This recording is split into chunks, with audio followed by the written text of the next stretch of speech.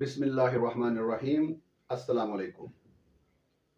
आज मैं अपने नाजरीन के सामने कॉमेडी की दुनिया का बेताज बादशाह चार्ली चैपलिन की एक खूबसूरत वाक़ये के ज़रिए माँ बाप के आमाल और अफ़आल का उनकी औलाद पर असरात वाज़ह करना चाहता हूँ, ताकि हम लोग जब भी अपने बच्चों के सामने जो रोल मॉडलिंग करें, उसमें पूरे शऊर के साथ, वाक़फ़ियत के साथ, ज़िम्मेदारी के साथ अपना किरदार अदा करें।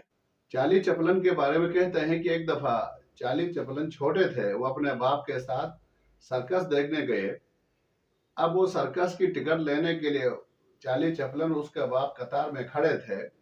उनके सामने एक गरीब बाप अपने 4-6 बच्चों के साथ, बीवी भी साथ हमरा थी, वो टिकट के इंतजार में थे। जब उनका नंबर आ गया तो चार्ली चैपलिन से पहले वो जो गरीब बंदा था उसने जाकर टिकट घर वाले से पूछा कि टिकट की क्या कीमत है।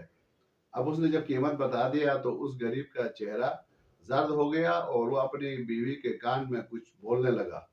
ये यही बोल रहा था कि हम बच्चे ज्यादा हैं और टिकट की कीमत मेरे पास नहीं है, अब क्या करें। इस परेशानी को देखते हुए चार्ली चैपलिन के बाप ने अपने जेब से कुछ पैसे निकाला और उस गरीब के करीब गिरा दिया। गिराने के बाद उसको उसके कंधे पे थपकी दिया और कहा, मोहतरम आपके पैसे जेब से नीचे गिरे, उठा लो। अब उस गरीब बंदे ने पहचान तो लिया होगा, मुस्कुरा के शुक्रिया के साथ वो पैसे उठा लिया और अपने बच्चों के लिए, अपने लिए सर्कस की टिकट लेकर सर्कस में दाखिल हो गए। अब चार्ली चैपलिन इंतजार में था कि उसका बाप उसके लिए टिकट लेगा, लेकिन उसके बरक्स उसके बाप ने उसका हाथ पकड़ के वापस घर की तरफ मुड़ा। तो चार्ली चैपलिन ने पूछा, अब्बू हमारे लिए, हम भी तो सर्कस देखने आए थे, तो हमें टिकट क्यों नहीं खरीदा।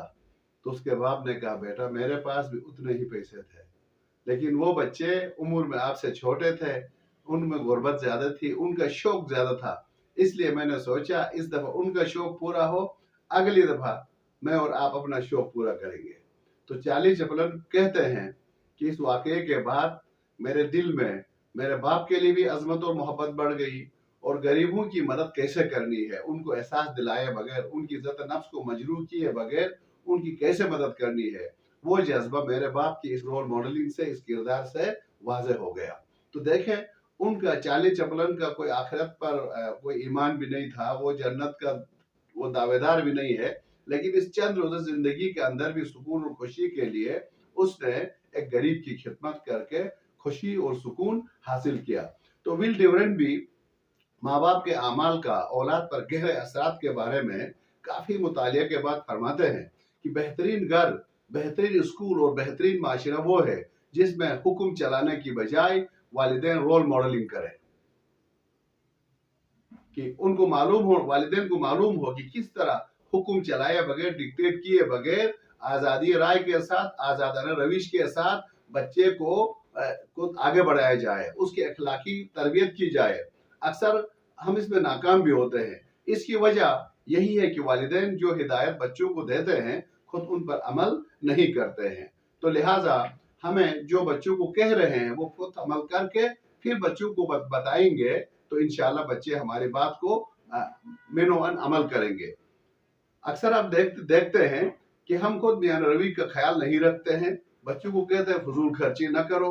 हम खुद मिठाई और सिगरेट, नशा, दीगर चीजें, पेप्सी वगैरह पीते हैं, लेकिन बच्चों से कहते हैं कि आप ये न करो, तो बच्चा हमारा कहे हुए से ज्यादा किए हुए पे नजर रखता है। लिहाजा हम बच्चे से कभी कहते हैं तुम नरमी से बात करो, झगड़ालू मत बनो, लोगों के साथ मोहब्बत से पेश आओ, लेकिन हम कभी बच्चों के साथ, कभी माशरे में लोगों के साथ एक लड़ाई और गैज और गजब वाली का रवैया पेश करते हैं, फिरौन बनते हैं, तो यकीनी तौर पर वो बच्चे पर हमारी बातों का असर नहीं होगा, जो हम कर रहे हैं उसको फॉलो करेंगे।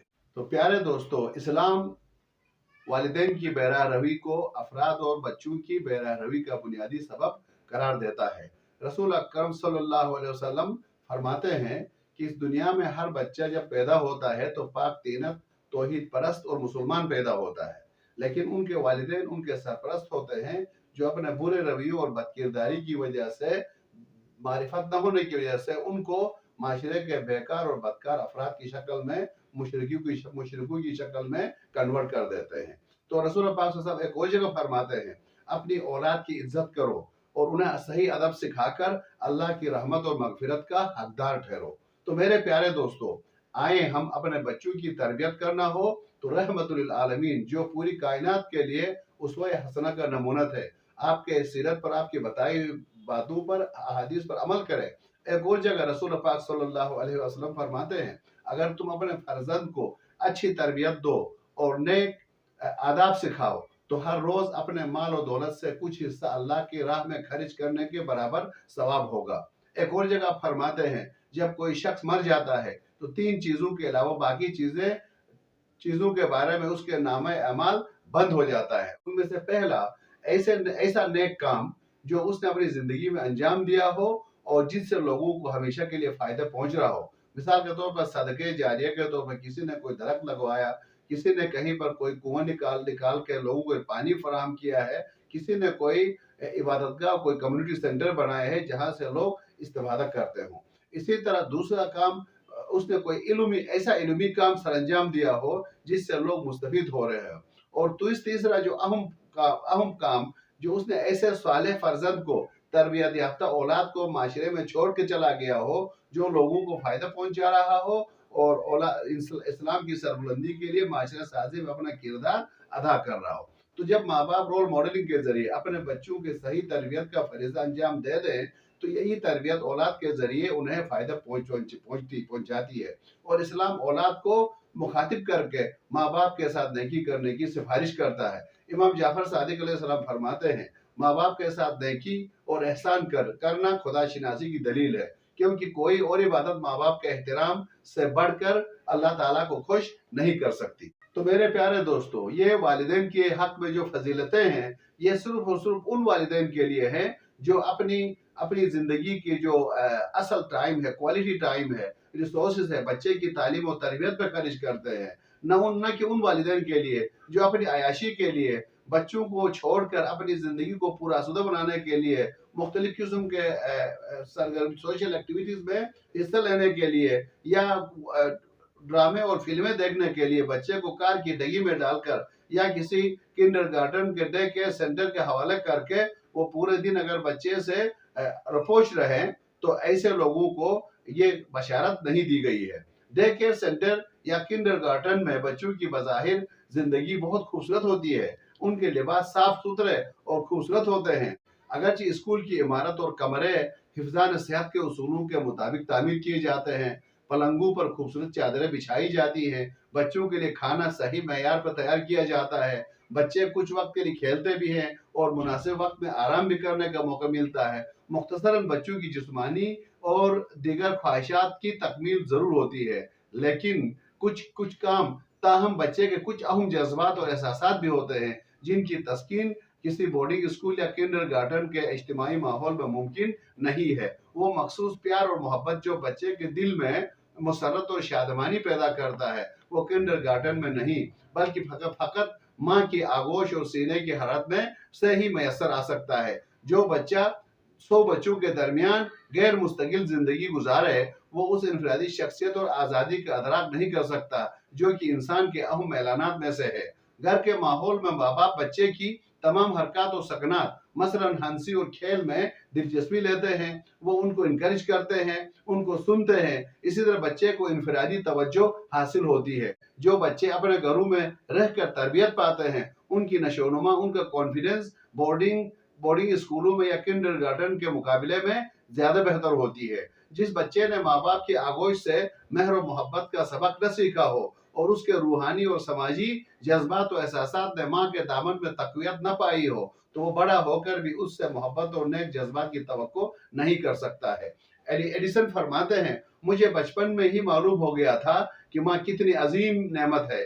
जब उस्ताद ने मुझे अहमक कहा, स्कूल से निकाल दिया, तो मेरी माँ ने मेरी दिफा करते हुए कहा था कि मेरा बच्चा तुमसे ज्यादा अक्लमंद है, वो ऐसा काम करेगा कि वो तुम उसके पल्ले उसके बराबर नहीं आ सकोगे।